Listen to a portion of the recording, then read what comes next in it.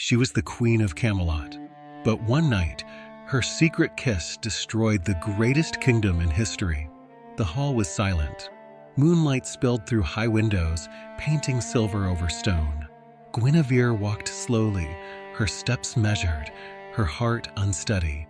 The crown on her brow weighed more than steel armor. She paused by the chamber door. On the other side, a knight waited. Not just any knight, Arthur's truest friend, Camelot's greatest blade, Lancelot. She whispered his name once, as though speaking it would damn her soul. And yet she opened the door. Inside, firelight danced across his face. Scars, honor, longing. He rose. For a heartbeat, he was the loyal knight, bowing to his queen. But then his eyes betrayed him. No bow, no oath, no duty could hide the hunger there. Their hands brushed. A silence thicker than war pressed around them. And then she leaned forward. One kiss. One secret night. It was the moment that shattered everything. Because the walls had ears, and shadows had eyes. At the very edge of the chamber, hidden in the dark, someone watched. The queen thought the night was hers alone, but in the shadows by the door, a figure waited. A servant? A spy? No, worse. Morgana. Her half-smile glimmered like a blade in candlelight. She had waited for this. Not for weeks, not for months, but for years. The perfect proof. The perfect crack in Arthur's reign. Guinevere's lips trembled as she pulled away from Lancelot. She felt it then, the cold presence behind the curtain. "Who's there?" she whispered. But no answer came, only the faint rustle of silk, the echo of departing steps. Lancelot's hand went to his sword. Too late. The witness was gone. And what she carried in her memory was more dangerous than steel. Guinevere clutched her chest. "This cannot be known," she begged. Lancelot's eyes burned with guilt. "It already is." Somewhere in the night, Morgana's laugh drifted like a raven's cry. Dawn rose over Camelot, gilding the towers in pale fire. To most, it was another morning of glory. But to King Arthur, it felt like the sun itself was hiding a wound. He had dreamed again. A dream of betrayal. A dream of a crown cracking in half. He woke with the taste of iron in his mouth, and the sound of his name whispered by voices not his own. In the great hall, the round table gleamed. Knights gathered, speaking of hunts and battles. But Arthur's eyes were not on them. They were on Guinevere. She sat, as she always did, the very image of grace. Her hands folded, her crown resting lightly. But there was something wrong. Her gaze did not meet his. Her smile flickered too fast. And when Lancelot entered, just a fraction late, Arthur's heart tightened. A silence stretched, though no one else seemed to feel it. The queen's hand trembled. The knight's eyes avoided the king's. Arthur spoke. "Last night, I dreamed of shadows in my court." The words fell heavy, like stone. No one answered. Lancelot bent his head lower. Guinevere's fingers curled against the table. Then an interruption. A servant stumbled in, pale and shaking. "My lord," he gasped. Whispers spread already.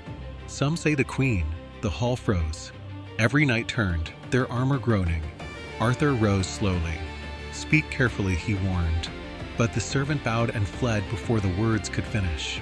Arthur's fist struck the table. The round table itself rang with a sound like thunder. In that moment, no one could tell if it was fear or fury that burned in the king's eyes.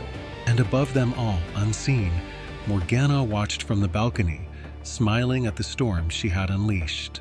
Rumors spread faster than plague. By noon, Camelot's corridors carried whispers like smoke through rafters. The queen had betrayed the king. Some swore they had seen her in the garden with Lancelot. Others whispered of shadows, of voices in the night. Every word was poison, and every tongue sharpened it. Guinevere walked the length of the hall, her head high, her steps steady. But inside, her chest burned. Each servant's glance was a dagger.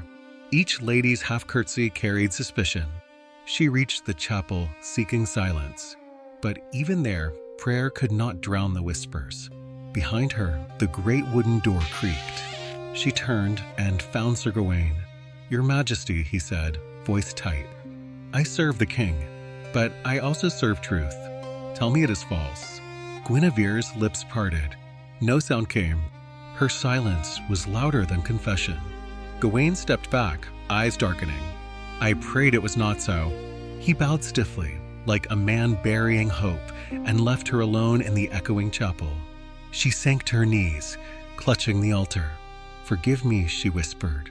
"For one night, for one weakness." But outside, the storm gathered.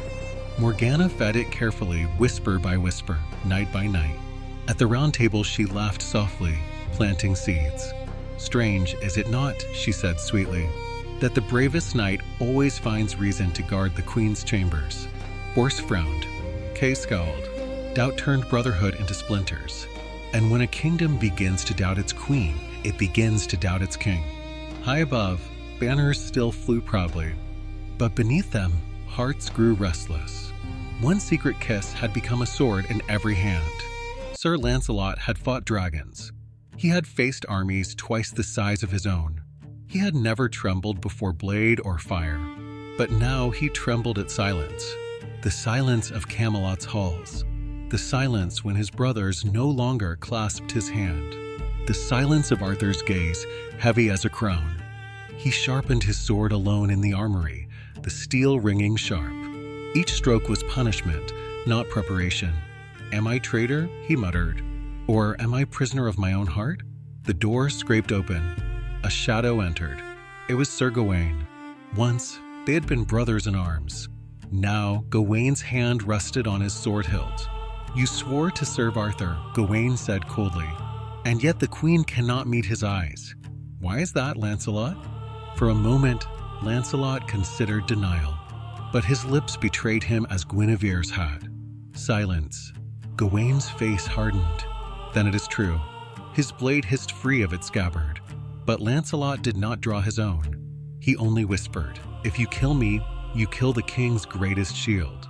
And the kingdom will break before your blade does." Gawain froze, because he knew Lancelot was right. Without him, Camelot was vulnerable. And yet, keeping him alive meant the wound at the heart of the realm would never close. The two knights stood in that terrible balance, steel half raised, honor half broken. And in the silence, Morgana's laughter seemed to echo again, though she was nowhere near. The great hall of Camelot had never felt so heavy.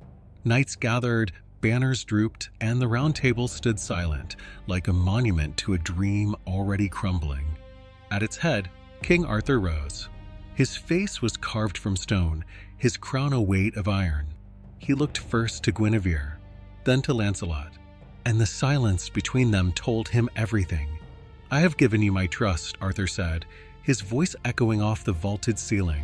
"My queen, my knight, my very heart. And yet, I feel I am surrounded by shadows." Guinevere's lips trembled. "Arthur," but he raised a hand. "Speak not yet, for truth has already spoken louder than words." Lancelot stepped forward. His armor clinked, the sound sharp as judgment. "My king," he said, voice raw, "I am guilty, but guilty of love, not treason. The sword I raised is still yours. The shield I bear still guards your throne." Arthur's jaw clenched. And yet that love has broken the very vow that bound this table together. His hand struck the wood. The knights flinched. The round table itself seemed to crack beneath the weight of betrayal. Some cried out for mercy, others for blood. Sir Kay roared, "Exile him." Sir Gawain thundered, "No, death." The hall split in two. Voices clashed like swords. Brotherhood dissolved into fury.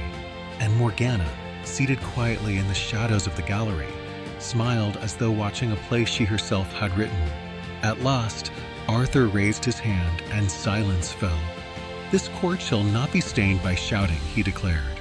"There will be no judgment by rage, only by trial." He turned his gaze to Lancelot. "You will face the test of the sword, not against your brothers, against fate itself. If you prevail, the gods have spoken. If you fall, the realm is cleansed." Lancelot bowed his head. Guinevere gasped, clutching the edge of her gown. And the round table held its breath, for the trial would mean more than one man's fate. It would mean the fate of Camelot itself. The courtyard of Camelot was silent, not with peace, but with fear.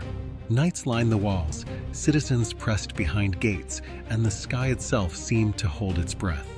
In the center stood Sir Lancelot, armor gleaming, blade in hand. But he looked less like a knight and more like a man awaiting judgment. Across from him, the challenger emerged. Not a brother of the Round Table, not a friend. Arthur had chosen fate itself. The executioner drew forth a blackened blade, forged in secret. Some whispered it was cursed. Others claimed it bore the blessing of the gods. It was known only as the Sword of Balance. Arthur's voice thundered above them all. This trial is not by men. It is by destiny. If he is guilty, the sword will strike him down. If he is innocent, it shall not break him. The crowd roared. The clash began. Steel screamed. Lancelot parried blow after blow, sparks flying into the night. But each strike of the cursed blade drained him, as if stealing his very soul. Guinevere stood at the balcony, her hands white with terror. She whispered his name, but the wind swallowed it. The knights below shouted, torn between loyalty and justice. Stand, Lancelot. Fall, traitor. His blade shattered once, then twice, but he caught another weapon and fought on. Each heartbeat was thunder. Each step shook the earth. At last, the cursed sword struck his chest. The crowd gasped, certain it was done. But Lancelot rose again, blood dripping, breath ragged, but alive. The blackened blade cracked, splintering as though rejected by the gods. For a heartbeat, all of Camelot stood in awe. Was this proof of innocence? Or was it a darker sign that even the heavens could not decide? Arthur's face revealed nothing, but Morgana's smile in the shadows widened. For she knew the trial had not cleansed the wound. It had only deepened it. The trial was over. Lancelot still breathed, though blood streaked his armor. The cursed blade lay shattered in the dust. But Camelot was not saved. It was divided. Some knights cried out, "He lives. The gods have spared him." Others spat, "No, the sword has broken because the realm itself is broken." And in that thunder of voices, King Arthur stood alone. His crown glimmered, heavy as chains. His eyes burned with grief, not victory. He turned toward his queen. Guinevere's heart stopped. She had prayed the trial would wash away her sin, that a miracle might bury the truth. But Arthur's gaze pierced her, not with rage, with sorrow. "My queen," he said softly, yet all heard. "You have betrayed not only your king, but the very soul of Camelot." Gasps tore through the hall. Lancelot staggered forward, voice raw. "No, she is guilty of love, not treason. Strike me if you must, but spare her." Arthur's fist clenched. "And yet it was you both. A wound that cannot be healed. For if I forgive, I am no king. And if I condemn, I am no husband." Guinevere fell to her knees, tears striking the stone like drops of glass. Arthur, mercy, but the hall erupted. Kay demanded execution. Gawain thundered exile. Others shouted for war, for justice, for blood. Morgana rose silently, her eyes alight. She needed no words. The kingdom itself was tearing its crown apart. Arthur raised Excalibur high. Its blade caught the firelight, shining like judgment. The hall went silent. But before the sentence could fall, the doors of Camelot burst open. A figure strode in, cloaked in black, carrying a banner torn and burned. His voice thundered across the hall. "Camelot bleeds. The Saxons ride. And your queen is not the only betrayal you must fear." The hall froze. Arthur's blade trembled. Guinevere gasped. Lancelot staggered back, and Morgana's smile deepened. For the fall of Camelot had only just begun.